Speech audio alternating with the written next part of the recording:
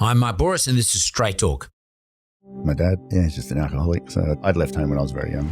I was 15 when I started taking speed. That led to ecstasy, coke, and then injecting it, and then just turned into an absolute animal, basically a drug addict. I ended up on Australia's Most Wanted, living in an abandoned building at Camperdown. And then I rang an ex-girlfriend one day. She goes, "You're not in a bit of trouble, you're in a lot of trouble." I had contracts taken out on my life and all these things. I said, "What should I do?" And she said, "Why don't you get into real estate?" At the end, the judge looks at me.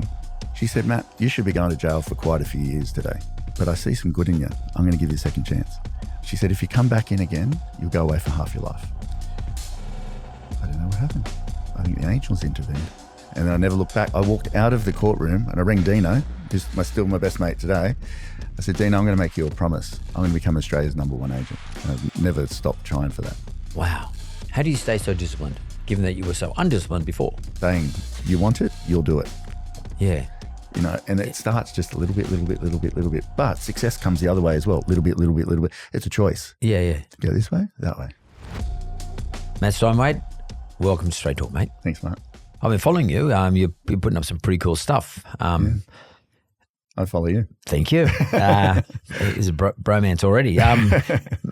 So I don't know where to start with this because you've had a mad life for what I consider to be a relatively speaking young man. Yeah. Maybe you're from the Central Coast now. But I was from Maroubra originally. You're a Maroubra boy, right? Yeah. So let's go back to who you were at Maroubra.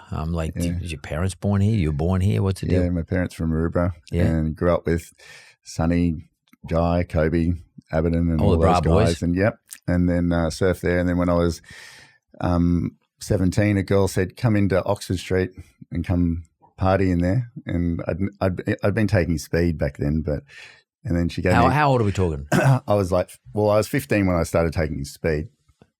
And then she said, "Come into Oxford Street and I'll give you some ecstasy." And I'm like, "What's ecstasy? I haven't even taken it." And then so we went in and partied in With DCM or something? DCM, yeah. Best night ever. I never went back. Yeah. What do you mean you never went back? I never went back to the beach. You never went back to the beach. You went back to DCM, but you never... I ended up in here, and then I ended up becoming a bouncer, and then at Biblos, and there for quite a while, and then just turned into an absolute animal, I guess, and then ended up just a full junkie. And so how's it worked out, Matt? What were your folks saying? What were your parents saying? I'd left home when I was very young. Yeah. How young? Well, when I was maybe just turned 16, I'd sort of lived in a place at Maroubra with some of the boys in this little flat. And then, I didn't speak to them for a long time. They didn't speak to you, or you didn't speak to them? Bit of both. Did you? Yeah, I went right off the rails. Was it because you went off the rails, or were you dirty on them? No, I just didn't really gel with my dad. Yeah. Yeah, he's just an alcoholic. So I didn't have much going on there. Yeah.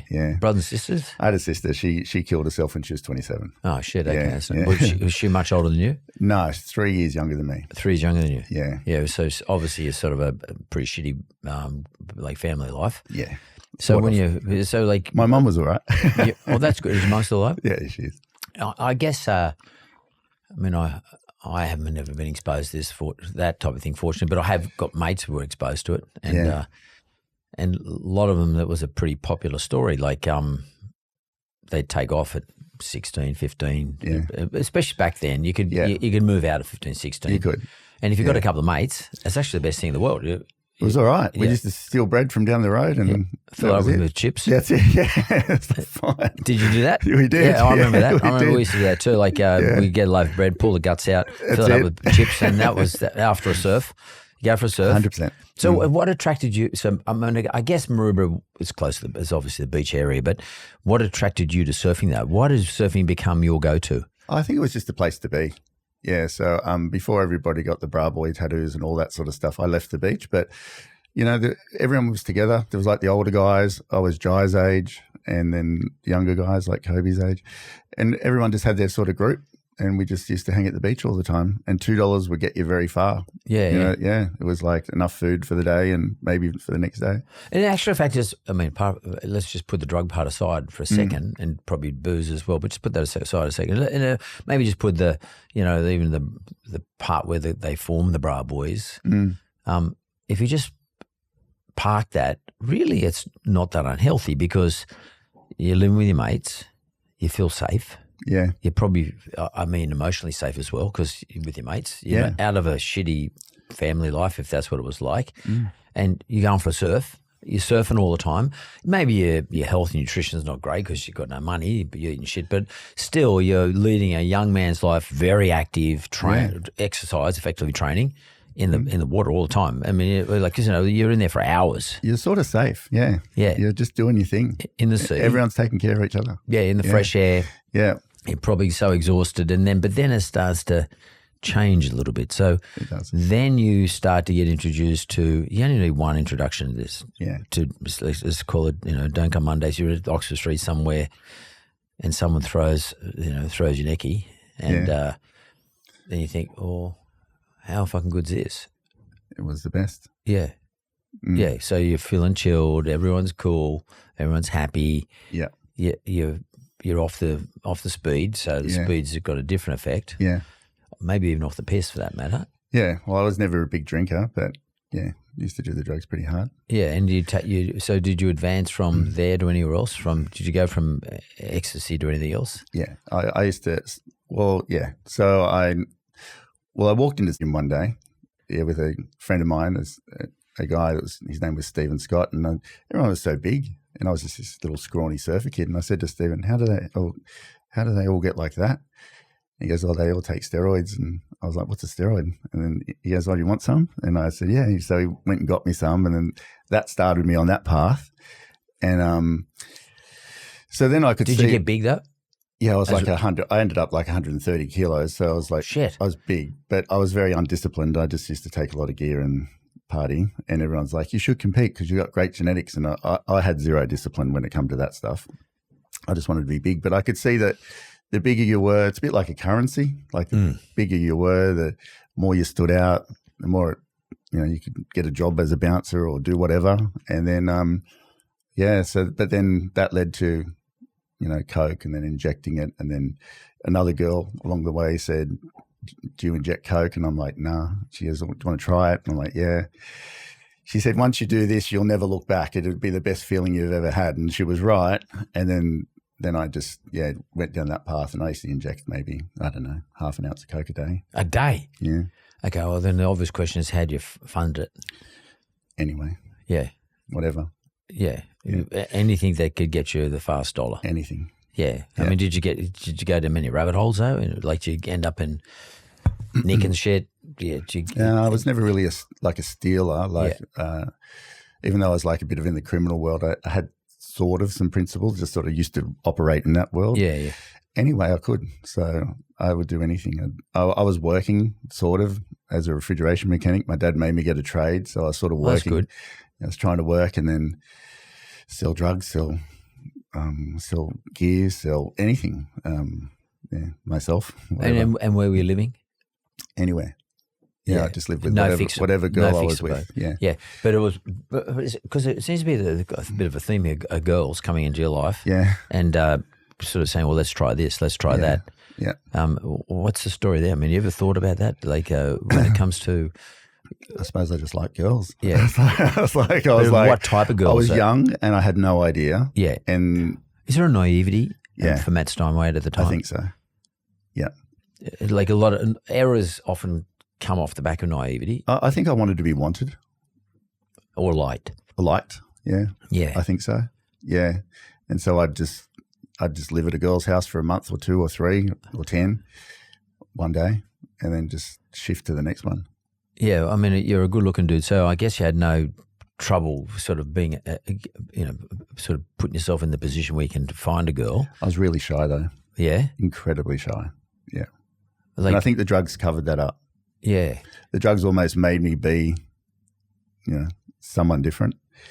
So I used to just, especially the speed, like I was injecting speed I used to like injecting speed more than Coke, but I do Coke at the end of the weekend, and then for days. How do you mean, like at the end of the weekend? Like you go out for a few days and then around here. Yeah. And then I just inject coke for like 4 or 5 days straight. So yeah, and it was a different feeling. So speed would just, give you some, a personality and courage and stamina, and then coke would be like just a whole nother level. But you wouldn't sleep then, I presume. No. When I was walking here, I walked past a few places I used to go, and Sugar Reef was one of them. I don't know if you remember Sugar Reef. It's just in this side street back here. Tuesday nights, and Jackson, my son, said, Tuesday night? Like, what do you mean Tuesdays? He said, well, clubs open on Tuesdays. I said, yeah, every night but Wednesday is the night. So I'd sleep Wednesdays. Wow. Yeah. Well, how is it you look like you look now? So I don't know. I mean, like, yeah, I have no idea. Do you ever think to yourself, fuck, I could have caused some damage? Oh, yeah. Some of my friends are obviously dead, in jail, mental institutions, all sorts of stuff. So, yeah, I did it very hard. Yeah. How many years did you do this for? How many I think yourself? that was the saving grace. I got to a point where I went to the doctors because I was weeing blood so badly. Piss and blood. Yeah. And then he said, your kidneys are almost shut down. He goes, you're about 6 months to live.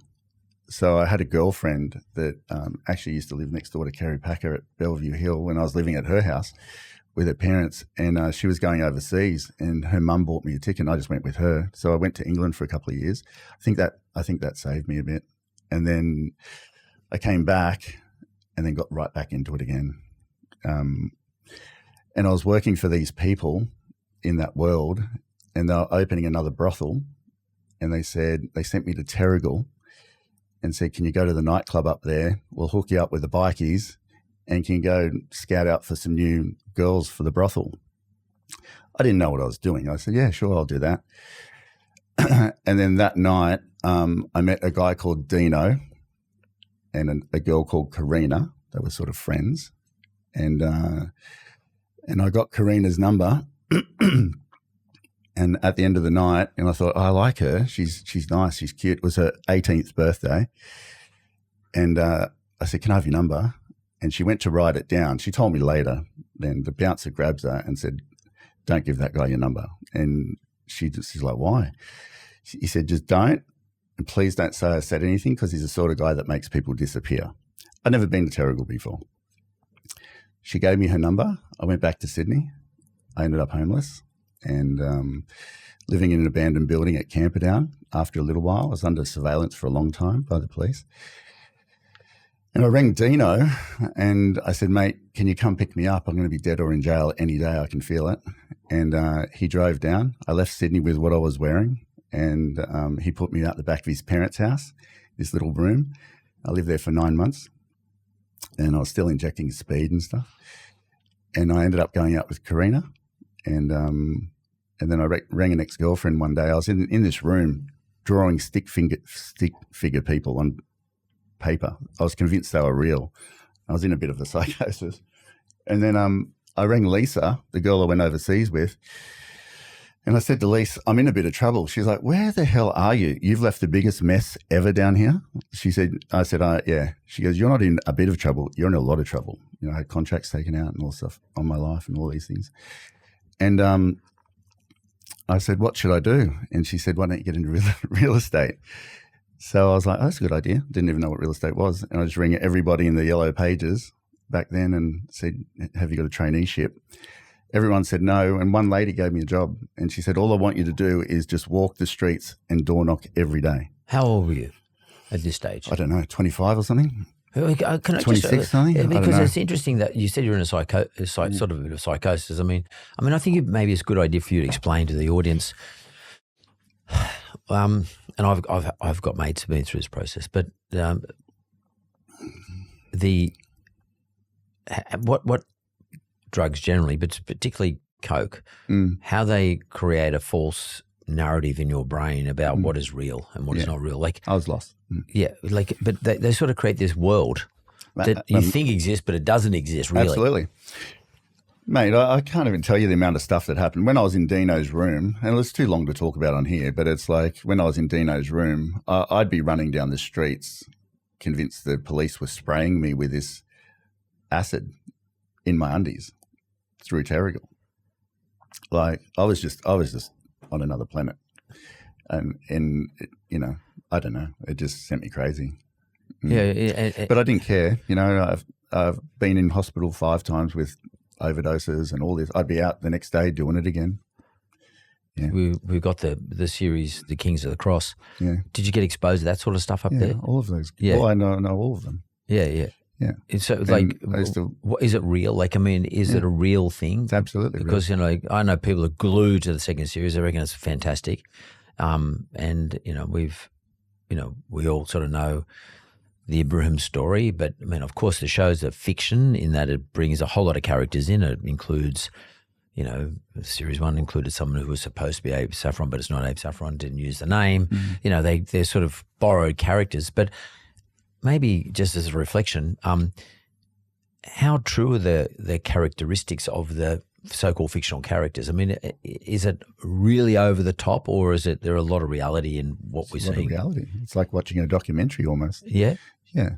Like, life was really fast. I think that's what attracted me to it. Life was fast and it was interesting and it was non-stop and there's always something going on and you could survive somehow, just, you know, being around everyone. And if I was smarter, it would have been a great scene to be in, but I was just basically a drug addict. Yeah. Yeah. And that's all I cared about. Well, yeah, but maybe there was, in young Matt, there was a level of curiosity and seeking out exciting stuff as well, but the drugs fuck you up. Yeah. But the clearly was, and then also sort of overlay that a level of naivety as well. Yeah, for sure. When you weren't being, you know, like you're getting leveled up and you didn't even realise it. Yeah. And both by drugs, but by just people influencing it. Let's try this, let's try that. Yeah. Let's do this. Go here, you do this for me. There's a level of naivety, but also a level of curiosity. And those two things, when you combine them, can be very powerful. Can. Or can be very destructive. Yeah. And there's a lot of people around like that. They're not actually bad people. Mate, they're not. Yeah, a lot of these people are great people. They're actually they're basically good people. They're just chasing that though. Yeah. And I've seen it, like, I mean, they've done bad things. Yeah. In the end, but they never went out with bad intentions. And we talk about crime, the definition of having committed a crime is that you must have what they call a mens rea. That's the intention to do the act. You have to intend, if it's a crime murder, you have to intend to murder that person, okay? Yeah. I've gone in with the intention to murder a person and then I murdered them, okay? So you've got to have what they call the mens rea and then you've got to do the act itself, okay? And there's got to be enough evidence to prove both. But a lot of the people that I've known in my past, and maybe I'd like your comment on this, they never had the intention of being a criminal, to do criminal things. It sort of happened. And I don't want to make an excuse for anybody, don't get me wrong, but it sort of happened. And if you knew them or if I knew them, they might have been completely just normal people, good guys or girls, interesting to talk to, fun to be with. But there was this naivety overlaying their lives. It could have come from a shitty family where they got no direction or instruction, bad examples, or they could have come from a family came here who couldn't speak English and maybe, didn't fit in culturally. But there's that naivety, wherever it comes from, it doesn't matter, but there's a naivety and a curiosity and a level of intelligence which gets dumbed down by the drugs. Is that something you would say is a fair summation of people you knocked around with? Yeah, 100%. It just becomes normal. Like, it becomes so normal, it's not funny. And without knowing, it's that boiling frog thing, deeper and deeper and deeper. Like when I ended up on Australia's Most Wanted and I had to go hand myself back in, I was up on the Central Coast then. Like I was like, how do I even end up here? It was just like the strangest thing, like I was on the TV show for Australia's Most Wanted and then I had to go hand myself back in the next day. I was trying to get my life sorted out and I'm like, but it's just natural. Like it's almost a natural progress was to end up in jail. Like it's, and then in that world, if you've been to jail, it's almost like, it's a university degree. Don't mess with, like it's just. It's certainly a badge of honour. Sort of, yeah. And it's just it just felt like that's where you were headed. And then when I rang Dino that day and said, come pick me up, you sort of get to a point where you're like, well, I'm either going to die or I'm going to be in jail. And you sort of, it's just like, it feels like the next logical step. Yeah, that's interesting. Yeah. And the lady who reached out to you, not reached out to you, accepted you reaching out to her. Yeah. Why did she do that? I have no idea. Have you ever looked it up since? No. And no. Was she from a particular real estate agent, or? It was a home office. Like it was like not even, it was an office, but like attached to a home. So it was not even like a big name. Like a Hookers or anything. Yeah, it was called Coastal Waters Real Estate in Killarney Vale. Killarney Vale back then it's like going to, I don't know, the back of nowhere. Yeah. And with about 10 shops in the street. Yeah. That was it. And I had no car either. So she said, just go and door knock. So Dino used to drop me to work, pack my lunch, a few sandwiches, and I used to walk all day, every day, from suburb to suburb. Doing what? Knocking on doors? Just ask people if they'd want to sell their house. Is it like literally knocking on someone's door? Yeah, all day. And just saying, hi, Mark, it's Matt from Coastal Waters. Have you had any thoughts of selling your home? And that's what I used to do. No training? No training. It was just her, this old guy, and a receptionist in the office, and not much was going on. I didn't know anything about real estate, but they had like 3 listings in their filing cabinet. After about a year, they had the filing cabinets full because I'd find a lead and then I'd run all the way back to the office, which might be half an hour, run all the way back, get her, she'd go out and list the house, and I'd just keep door knocking. But that taught me prospecting. Yeah, that's the most important part of the real estate game. You've got to get listings. Yeah. Because the real estate's stock in trade is a listing. It is. It's not a buyer, it's the seller. Yeah. And that's the main thing. And the only way you're going to get it is the hard way. That's right. Did you have to do a real estate course? I did. And it was right At when... what point did you start doing that? Well, about a year later. So I got offered a job across the road, and then... why did you get offered a job? Because I just was creating this commotion in the town. It was such a sleepy town. So who is this guy? So what was that commotion? What was the reputation you created? All these listings that were coming for this lady. No one really got on with her that well. And then when I changed offices, that's when I caught the bus home one night, and then I was renting a room off Karina's family friend, this old lady, and I got home and the home phone rang. And Ray from the fish and chip shop at Killarney Vale, he was an ex-heroin dealer from the Cross. And, when they're on methadone, they're like, He goes, hey, Matt, it's Ray from the fish and chip shop. Like, no one had this number. Nobody. And I was like, how did you even get this number? And he's like, don't worry about that. He goes, you've just been on Australia's Most Wanted. I'm just letting you know. And I'm like, oh, bugger. And then Karina's dad, their whole family were watching the show at home that night. And then he runs to the house and is like, we've got to talk. And I'm like, yeah. So that's when I went down. But right then, I was doing my real estate certificate as well. I didn't have it before. And you can't get one with a criminal things. But so I didn't have any criminal things before that. I had lots of problems. Yeah, but no convictions. Yeah. So I had all these warrants out, and I was like, I don't even know if I can get it, because I had to go to court then. And I remember the next day thinking, I'll go to jail for sure today. Then I'm thinking, what do I need to do in jail, preparing myself. And I went to court, and the old lady came and testified, and Karina's mum come and testified. And the judge at the end, looks at me. She said, Matt, I don't know what's going on today, but you should be going to jail for quite a few years today. And she said, but I see some good in you. I'm going to give you a second chance. And I had to do community service, but she did it without a conviction. No conviction, recorded, yeah. She said, if you come back in again, you'll go away for half your life. I don't know what happened. I think the angels intervened. Yeah. And then I never looked back. I walked out of the courtroom and I rang Dino, who's still my best mate today. I said, Dino, I'm going to make you a promise. I'm going to become Australia's #1 agent. And I never stopped trying for that. So you went across the road to the other agency. Did you work for them? Yeah. Are they one of the big franchises, or just Peter small? Brand Real Estate, just a small one. And then, but I saw somewhere that you worked with McGrath's. I do. You do now? Yeah. Okay, so take me through to how you got there. Yeah, I went there, and then after a while, I asked that guy there, I said, could I be a partner one day? It was just him and his son and the receptionist. And he used to just tell like dirty jokes all day at the door and smoke. And his name was John. That's all he used to do all day. And I said, can I become a partner here one day? And he's like, no, never. And I'm like, okay. And did he know about your background? Everyone did. Everyone did. In the area, of course, it's a small area. Yeah. I had other agents going into houses saying, do you know that guy's a criminal? Don't list your house with him. And all these things. I had a lot of issues trying to get started.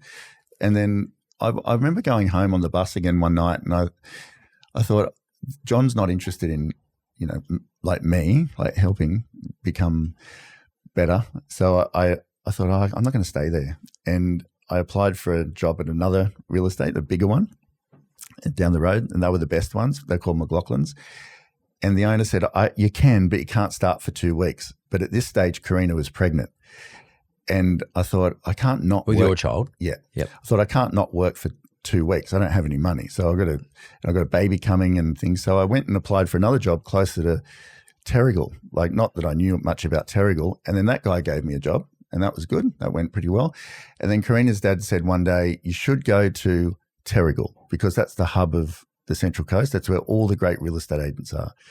So I went and applied for a job, and I was a Mormon back then. Oh, really? Because Karina's family were Mormons. You became a Mormon? Yeah, I did, because they sent her to Queensland to get her away from me and said she doesn't she can't date people on the outside. Is of the before or church. after the baby? Before.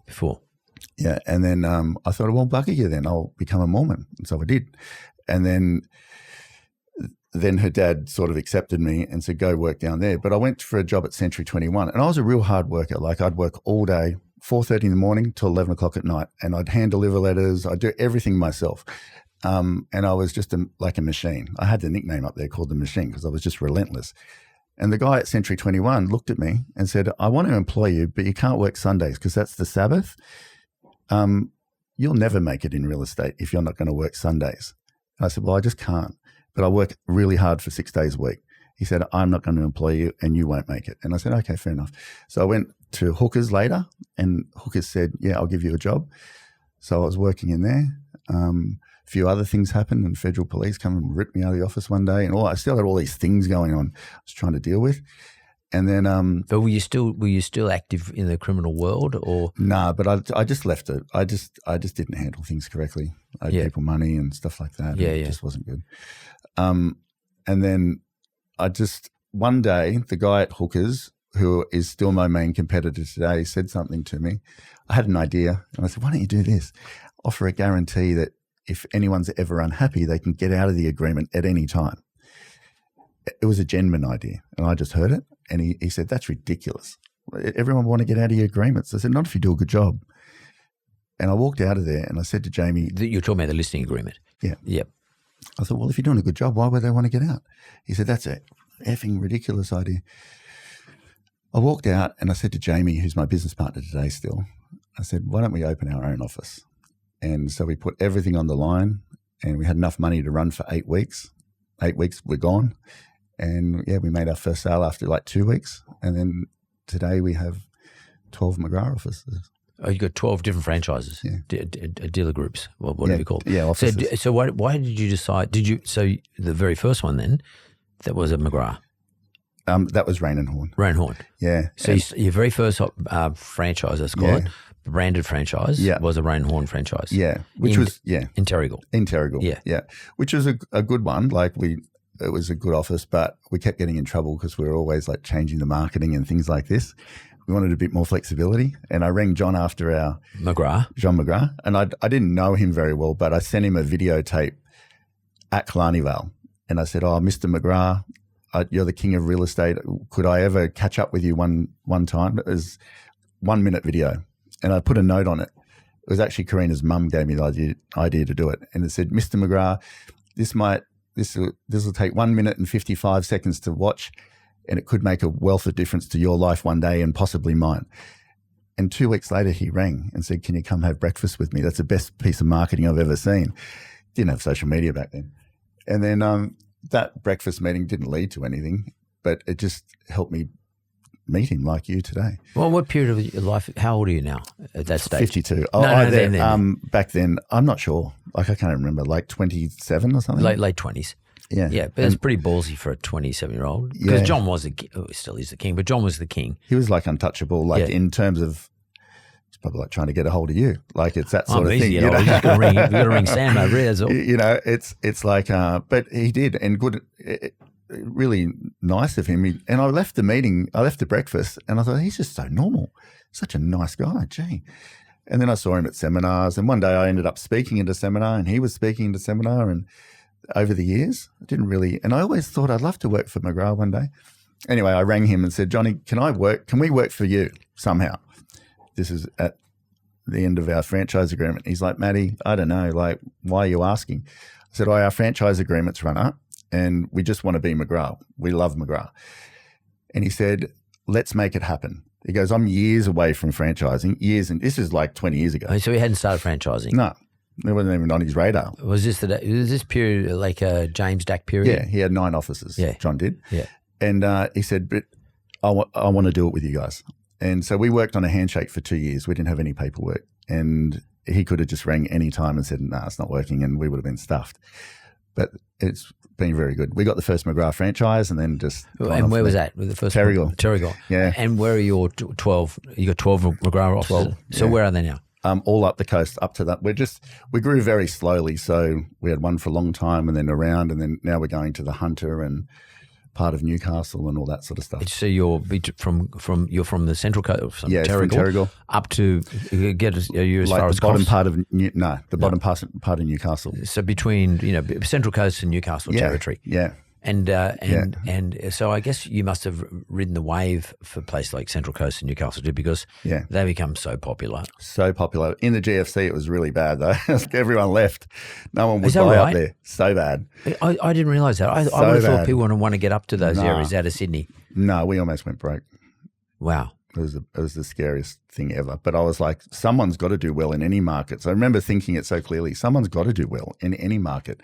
I just have to become that guy. Yeah. So, and we sort of made it happen just, And do you think that given that you're sort of living by the skin of your teeth during the GFC period, because real estate got fucked up, like property prices really got hammered, particularly in sort of, it's called regional areas outside of the metro, right? Yeah. And because people couldn't borrow money and all sorts of problems arose. But the fact that you hung on by the skin of your teeth, do you think that your experiences as a younger man, when you were just living by the seat of your pants all the time, do you think that actually helped you? Yeah, it did. Yeah, but nothing would faze you. Nah, like to have no food, like when I was living in Camperdown in that abandoned workshop, and that was where I lived, and to have no food, like none, I didn't have ID, you couldn't get nothing to dole. And I remember ringing a guy once and said, I'm starving, can you just bring anything? He brought me some Vegemite and bread. Like, that's worst case scenario for me. Yeah. But I've always thought if I just lost everything, like through the GFC, I'd just get a little motorhome and I'd put a McGrath sign on the side and I'd park it at the Haven, which is a little car park there, and I'd start again. Yeah. Yeah. So that's interesting, because in some respects, having experienced what you experienced before you went to real estate, that actually became an advantage for you. It did. Because nothing can be as bad. Nah. It's like COVID, all that stuff. I just put, like, everything got shut down, and I'm like, no, I get like, I'm not stronger, but I get like more focused. Do you think also that, and I'd love to know about this, do you think also that you can think to yourself, I'll be able to out-survive everybody else? Yeah. Because these other people haven't been through that process yet, like COVID, everything closed down initially anyway. Yeah. GFC, everything did close down for quite a while, like in terms of regional areas where you were. Is it a matter of, I mean, this is affecting everybody, so I can out-survive. All I have to do is out-survive everybody. Yeah. Then I can sort of get a better foothold. The sun always shines again. Yeah. It does. You just got to get there. What's the difference between someone like you who takes after all that, let's call it traumatic post-PTSD, to some extent you probably did suffer a form of PTSD, you probably still do a little bit. Yeah. What's the difference between someone though who takes, in your case, someone can take a positive view, or someone who just says, fuck it, I feel I'm filthy on the world, I can't get off the mat, and I'm just going to whinge and complain? I think it takes practice, like a muscle, same as a gym. Law of attraction helped me a lot. Management of energy and focus and vibration. Can you explain that? Helped me a lot. So I've listened to Esther Hicks for 20 years now. And explain who Esther Hicks is. Esther Hicks, she channels consciousness. Right. And she talks about the law of attraction and what you focus on. But when you focus on something, it creates an emotion. So your emotions are actually guiding you. I think about that a lot. So when you're worried or anxious or angry, you're at the lower end of the vibrational scale. You're not going to attract what you want. You're going to attract things. You're always attracting things, but you're not going to attract the outcomes that you want. But when you're excited, so excited is right at the top of the scale, appreciating, like pumped, content. When you're up there, watch what happens. And you become an observer of your own life. So when you're in that zone, things just flow. Like on the way down here, I was just driving 100 Ks behind somebody else. People are darting in and out. I'm just cruising on down, listening to high vibrational music, and things just go easy. Got a good park when I parked in. When I went in the car park, things walking here, someone comes up and goes, "Oh, you're Matt Steinwede," blah, blah, blah, blah. Things just flow. So now I'm more interested in that flow state than I am anything else. That's really interesting because it's funny you should say, because I was only reading something this morning about epigenetics, that is, the genes we can turn on and off. And the suggestion by this epigenetics expert was that if we have a certain state of mind, we can actually manipulate our own genetics through epigenetics. In other words, turn on and perhaps even turn off, but turn on those genetic signaling that may be needed to be cancer, turn on the genetic signaling that may mean that I don't get cancer, or turn on that epigenetic signaling in my genetic code that allows me to perhaps go run 100 kilometers. 100%. Like someone like me, because I think what happens, and maybe just hear, because I know you talk a lot about health, etc. And I've seen some of your stuff. I think, and it's a bit off what you do as a real estate guy, but when you and I are sort of going into territory which neither one of us are experts in, but nonetheless, we don't have to be experts in it. We can have a deep interest in it, though. Totally. I think to myself, and I can only speak for men, I can't speak for women because I'm a bloke, I don't know how women think. But when a man reaches a certain age, we're conditioned to think that we've got to retire at 65. And we're going to put down our tools and we're going to get what we deserve. Relax, do nothing, play golf, walk around the golf course. And there's nothing wrong with walking around the golf course, don't get me wrong, but have a couple of beers, travel a fair bit, sit a lot, watch the footy, maybe hang out with the grandkids if you've got grandkids, that type of life. And I often wonder whether or not that actually turns things off, and that I'm actually putting myself in a state of mind or a state of something, state of being, that is actually going to down cycle my genetics to actually put myself in a position where I'm going to die in the next 20 years. Of course it will. You're in a landing phase. Correct. Yeah. As opposed to saying, fuck it. Yeah. I'm going to go and run. I'm going to do a 3K run tomorrow. I'm going to do a 5K run at the end of the week, and I'm going to build myself, and I'm going to go and do 100 laps with Ned Brockman. That type of thing. Totally. And actually turn my epigenetics on to become a warrior. Because, sometimes this sounds a bit stupid, but sometimes I'm getting a bit fanciful now, but sometimes you see these, these movies or these series, the Vikings and shit like that. And you see these old guys, old Vikings, but built guys, massive big swords or clubs or whatever it is. I don't know how old they are, but relative to all the other Vikings, they're older guys, but they're going to war, they're going to battle.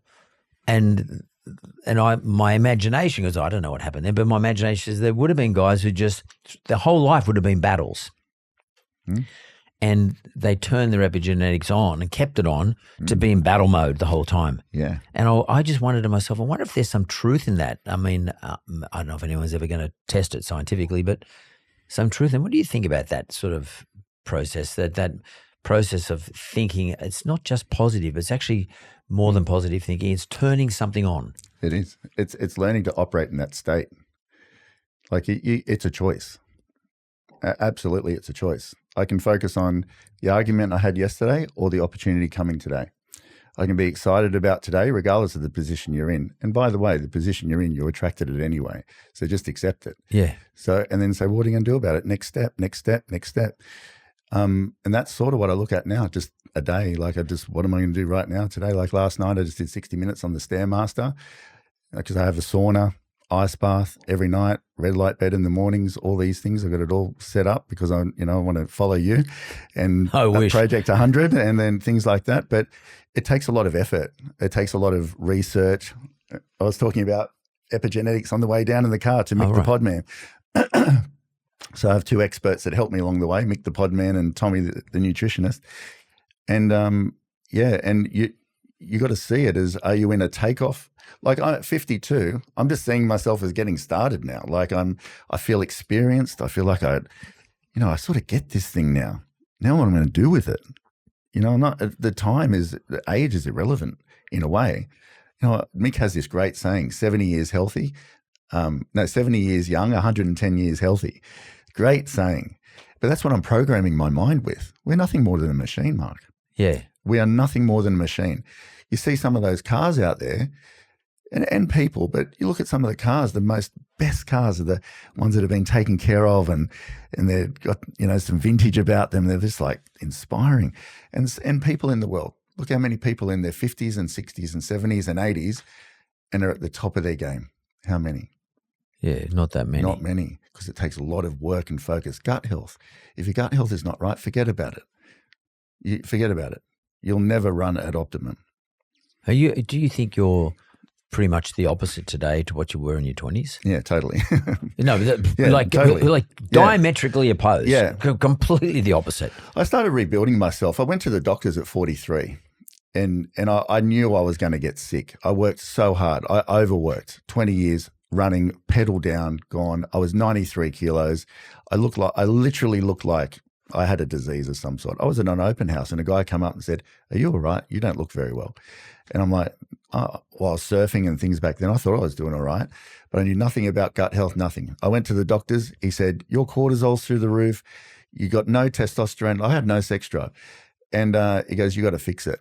So I went on that journey. I literally walked out and went, "No, I'm going to rebuild myself." And so I started to learn about testosterone, gut health, microbiome, the whole thing. And I've over the last 10 years almost, I've rebuilt a new person. Well, tell me some of the things you've done. Well, take testosterone for a start and go and see a sports doctor and talk to them about it. I train, have a morning routine that I stick to every day. Ice bath, red light bed, breathing, that sort of stuff.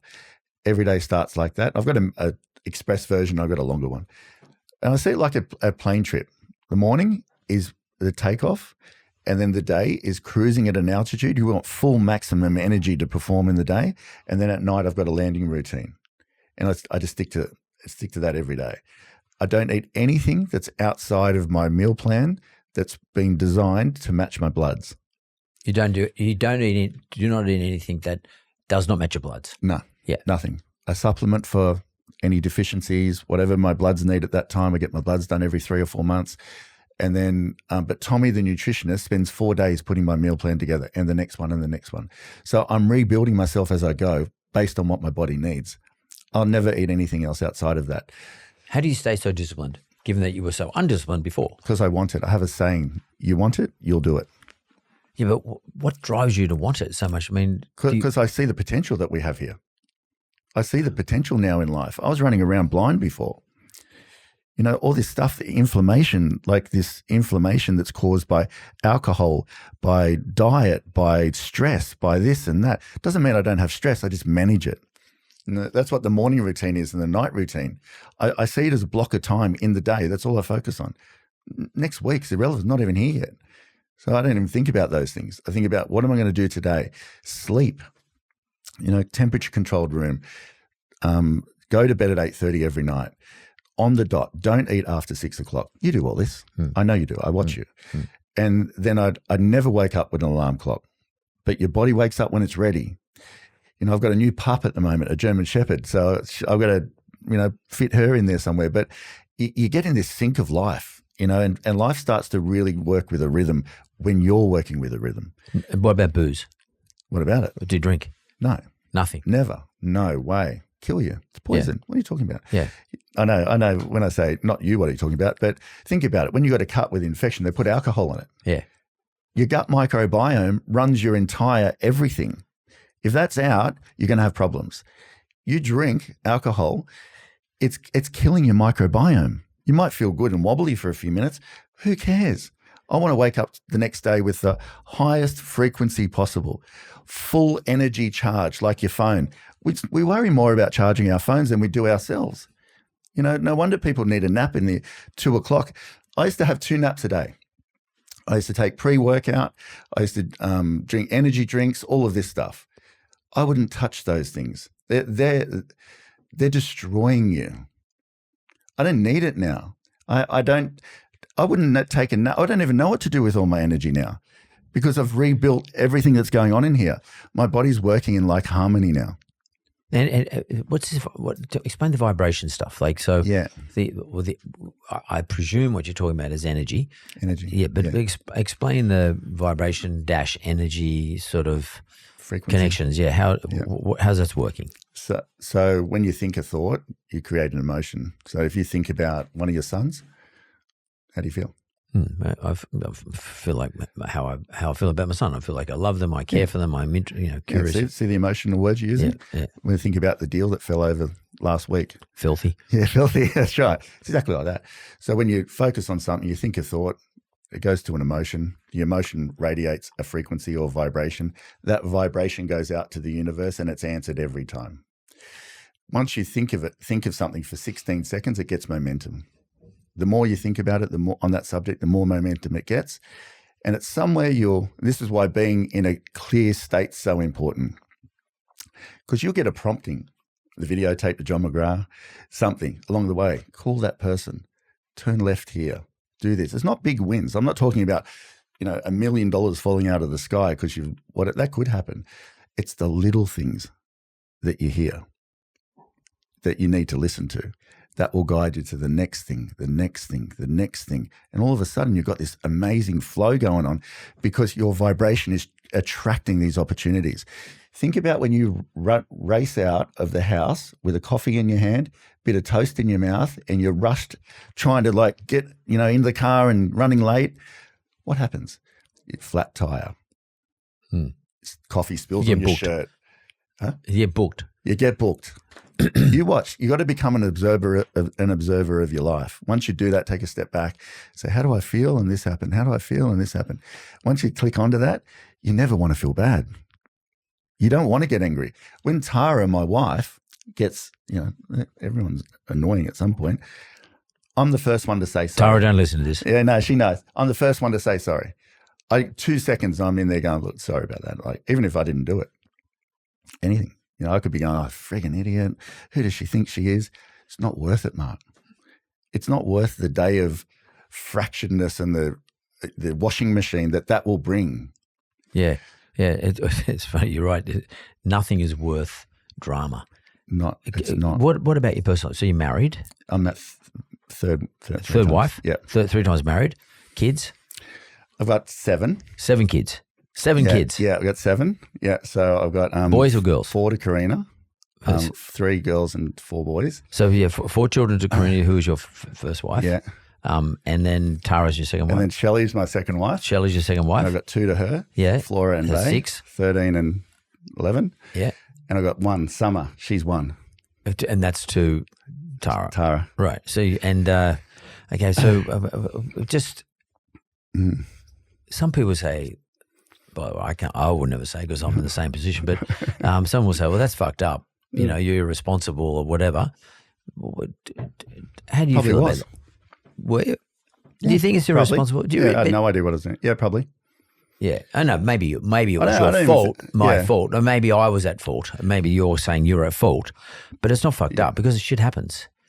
I just didn't, Yeah, I just thought I was probably looking for security. I was looking for, a home. I thought that's what, I don't know. It just all sort of happened along the way, and that was life. And then I'm like, well, I don't even like being here. And, back then getting divorced, and divorce is very difficult.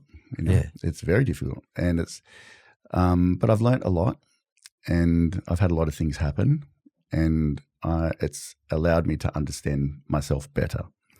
So I'm a way better husband and a person today than I was when I was 30. Do you put it down to, I said in naivety before, it took me a long time to mature. And don't ask me why, it just took me a long time to mature as a person, as a man.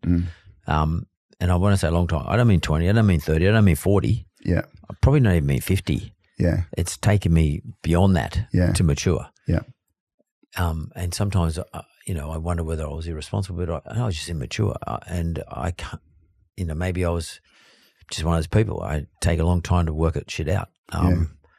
Maybe that's the reason when I say naive me, I'm not that observant. I wasn't observant of other people enough. I think so. Maybe. Gone through, would you say the same thing? I'm still pretty self-absorbed. Yeah. But it keeps me steady. Yeah, it keeps me mentally steady. Self-absorbed it can sound like a bad word. It sounds like a little bit selfish, self-absorbed is a good word. But also that's one of the reasons why you can be successful. Yeah. Because you've got to be really focused. Yeah. And self-absorbed and focused, I think, are the same thing. Yeah. I mean, I don't know whether you can be unselfish and be successful. And I don't mean in a bad way. I don't. I'm not saying to anyone listening, I'm not saying be selfish or if you're unselfish, you can never be successful. I don't mean that, but I think in some people's cases, it helps to be self-absorbed to be focused. I think so. And I've learned a lot, with kids and things. And then I said to Tara when we were getting married, I'm really good in some parts and I'm not that great in other parts. And she's like, no, I've got it covered at home. And I knew she's younger, so she's 22 years younger.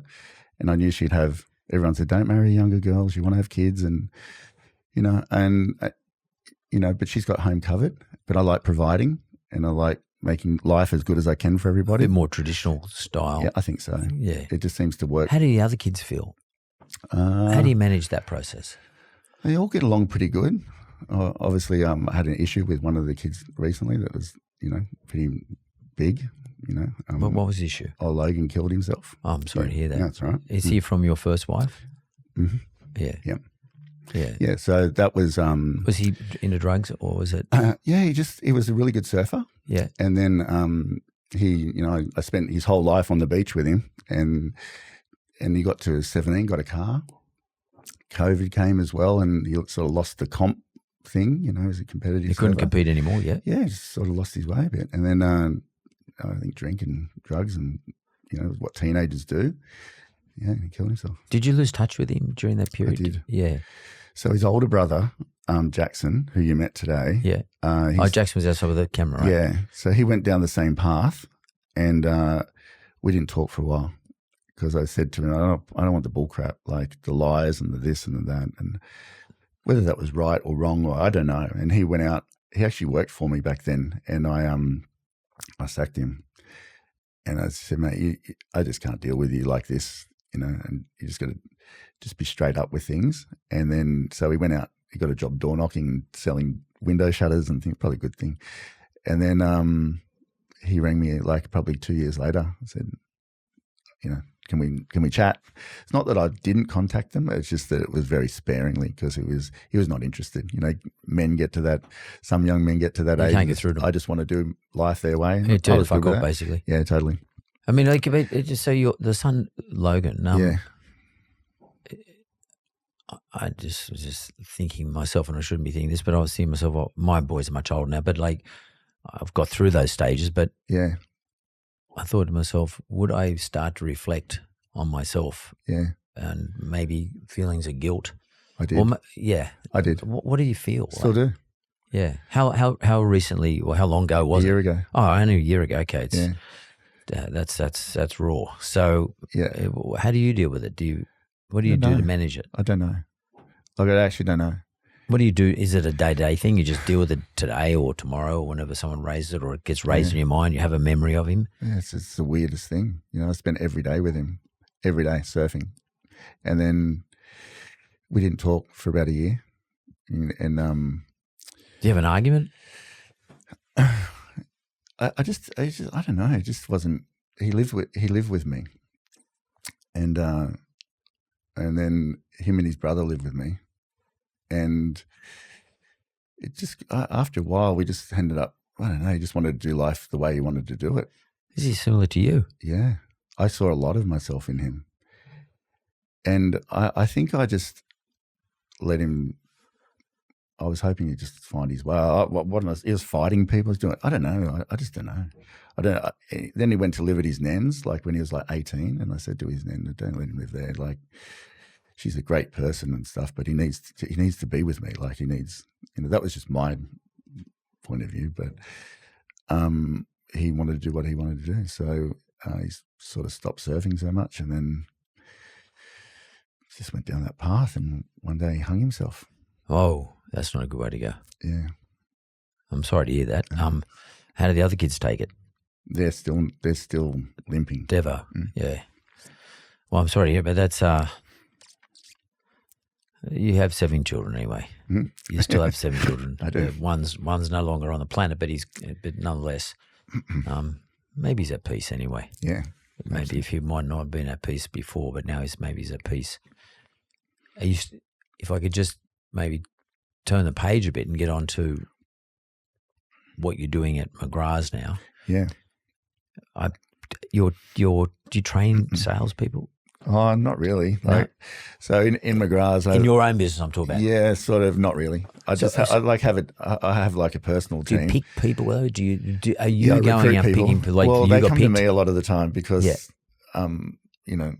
probably similar to yourself. Like you're in your world, you're you, and people know me in the real estate world, but my business partner runs the whole business. Right. I don't. I'm not a very good business person, but I'm a great salesperson. Yep. And still getting listings, you mean? As in getting listings? Yeah. I list and sell every day. So my business partner is probably one of the best business guys I've ever met. Yeah, so, in terms of running the business. Yeah, he's great. I don't get in his way. He doesn't get in mine. So you cut, he sews. Yeah, exactly. And I think that's a skill that a lot of people need to understand. Totally. Funny, it might be the same in the broking business, but, a salesperson makes a few sales, has a good year or 2 or 3, and they all want to own an office. And I say to them, don't. Like literally, just don't. Unless you're you or you're John McGrath, don't do it because it's a skill in itself. And there's a difference between being a good real estate salesman as opposed to running the business of a real estate agent. Absolutely. They're different things. 100%. Like I couldn't read a profit and loss if I had to save myself. Like I just can't do it. But I don't want to do it either. And Jamie loves it. It's like watching porn for him. Yeah. He just loves it. Yeah. And I'm like, when we have a meeting we got shareholders and things, and he puts it on the screen, I just want to go to sleep. But put me in front of a person, I want to help them get the best outcome. Yeah. Like it pumps me. Yeah. So I love that part of it. And do you send your people up to, so Tommy Panos and John recently held an event. They hold it every year, actually. Yeah, ARIC. Yeah, I spoke there, so did you. Yeah. So do you bring your people to ARIC there? Half of them don't want to go. Oh, really? I'm going to make it compulsory. I said to Jamie last year, we're making it compulsory. Yeah. Yeah, I don't know. People, it's just good energy sharing. I wanted to go watch your last talk you just did in Sydney. I did ARIC, but then I come and did something else recently. No, there was one in Sydney. I was going to go watch it. I do so many of these bloody things, I forget what I'm doing. Sorry, I apologise to the people who booked me, but I just do so many of them, but I forget. But it's important, though, I think, for people to come to something like ARIC, for example, be part of the 4,000 people that turn up, they're all in the real estate game, but listen to you and tell your story. Yeah. And others, but listen to you. Yeah. And, I've got one idea every now and then. One from James Tostovan, great real estate agent in Melbourne. He gave me an idea 20 years ago. I've used it. What's that idea? It's just a follow-up. So when you go do a listing presentation and then agents following up are not very good. They ring and go, Mark, have you made a decision yet? Yeah. If you're me and someone did that to me, I'll ring you if I've made a decision. Yeah. But I do like interesting follow-up. Yeah. So on the third day, the first day is a box of chocolates with it. This is my stuff, box of chocolates with a card. Second day is just a 24-hour call to say, Mark, did any other questions pop up overnight since we caught up? Yep, no, whatever. And you can sort of get a sense in their voice where they're up to. And then on the third day, there's this commitment letter, which is a really great letter. Just shows that I'm already started to work for them with the 2 daily papers delivered to their front door at 6 a.m. on the third day. People love it. Yeah, because especially today, that's sort of unusual. Yeah, it says in there that I've already put your criteria of the home through their database. I've got 7 likely buyers. I've got 42 people looking for a similar home. Not all of them are ready to purchase, blah, blah, blah. People ring all the time. So that's so good. We'll list our home with you. Because you're showing them your work ethic. Yeah. You're bringing the energy forward from – so many people go and present and go, oh, that was such a great listing presentation with Mark. It went so good. I'll probably get it. That's the energy window then. You've got to bring the energy window forward if they like you and there's a good connection over the next coming days, week, whatever it's going to be, but only through interesting follow-up. Yeah, because it's got to be interesting, I agree. Interesting. And what's in it for them? Anyway, James Tostevin gave me that idea. I've used it ever since. I reckon it's generated me tens of millions of dollars. I spoke at a seminar 12 years ago, 13 years ago. He was in the audience. And I showed everyone the idea. He comes up to me at the end of the seminar and goes, I forgot I even used to do that. I'm going to start doing it again. So what I'm saying that is go to these seminars, hear one idea from Mark Burris on how to become healthier, successful, whatever. You have so much knowledge. It could change your career. One idea. And you only need to take one idea. One. You don't need to be there sort of glued to every single person. No. You just need to get one idea. I just want to finish off with one more thing, if you don't mind, Matt. Sorry about the tears, mate. That's okay. That's fine. That's all good. I can't imagine what it'd be like if it was in reverse position. So when someone like you has this sort of mindset and delivers on the mindset with a structured, disciplined life, you eat certain things, you have a process in the morning with your infrareds and your red light therapies and your bath, etc., your ice bath. Then you eat a certain thing and you consult nutritionists and stuff like that. How important is it in order to live that life to be able to support it financially? In other words, you must have – that's not a cheap lifestyle. I mean, so how important is the looking after yourself financially in order to live that life? And how hard do you think you have to continually work on making sure you got the finances to maintain that lifestyle to get the best out of yourself? Like there's an interconnection between them. Really important. It's vital, but you can only do what you can do at that point in time. I see it like a jigsaw puzzle. What's the next piece of the puzzle that you're working towards? If you're going to start on this journey, whole foods and not drinking is enough. Just eat whole foods, colours, make your meals, don't eat crap, and don't drink. Start there. Do a bit of exercise. Next piece of the puzzle. This is over a 10-year period for me. And as you get more ability over time, because the funny thing is when you feel better, you perform better. So your income will go up over time anyway because you're humming so hard inside. Then work on the sleep. Most of it is free, really. Yeah. 20 minutes of sun, sleep, no drink, this, that, those basics. But we talk about it. I talk about it till I'm blue in the face, but people don't do it. Like people go, I don't have the time. I'm busy. You're busy. I can see how you look. It's incredible. I watch all your videos. I watch you in a different way though. I'm like, I look at your energy. I look at your skin. I look at all this. I show my PA, Ash. She thinks you're amazing. And, a lot of our people in our office do. She's like, we all want to look like you. And it shines. It becomes your energy signature. So when you walk into somebody's house or you're serving someone or you're in your business, people feel your energy. It's a connection. It's crossing over. So when you're vibrating at a really high frequency because you're doing all the right things, all these things that they fall into place. They do. And then people feel it. You'll do more business. So it goes hand in hand. Have a longer term view. You don't have to get everything in 5 minutes. I had a chest freezer. I used to put ice in there. Now I have a Fjord ice bath. They're 20-something. You mean you used to jump at the chest freezer? Yeah. Chest freezer with ice in there. Yeah. Have a cold shower if you have to. But now I have a Fjord ice bath. they're the best you can buy. They're amazing. They've got circulators. They've got stuff. They're -1, no ice every day. How long are you staying there for? 6 minutes. 6 minutes? 6 minutes. At -1? At -1. Whoa. Yeah. And then I do a 1 minute hold down after that. Wow. Yeah. That's and what time of day are you doing it? 5 in the morning. You're doing it first thing. Yeah. Yeah. So what you're doing is you're challenging yourself to do something you don't really want to do. Totally. And you're setting the tone for the day. Straight up. And you're overcoming something. Yeah. Yeah. Over saying do hard things first. Yeah, you do hard things first. Yeah. And then you get a sense of I can do any fucking thing. Like Totally. I'm on top. Yeah. That's exactly like, up you go, get the energy pumping. Yeah. Who wants to wake up with a hangover? Really? Oh my God. I wouldn't do that for nothing. It's funny, you should say, because I like a drink. I like to have a whiskey or a glass of wine or something like that. But the last thing I could ever deal with in my life is wake up feeling like I had 2 drinks or too much. Yeah. I just can't handle it. That and sugar. And the way I deal with it is I just say to myself, and over time, I've built this sort of idea in my mind, that's poison. Yeah. That's poison. Yes. Actually, it is poison. It is. But Mark, think about this. Would you go and if someone took the venom out of a redback spider and put it in a glass with some water, and would you drink that? No. Well, that's sugar and that's alcohol. Yeah. I often think about the guy that used to sit on Oxford Street drinking metho, and I think about that a lot. I think years and years ago, he got himself to that point when nothing was strong enough and metho became normal. Yeah.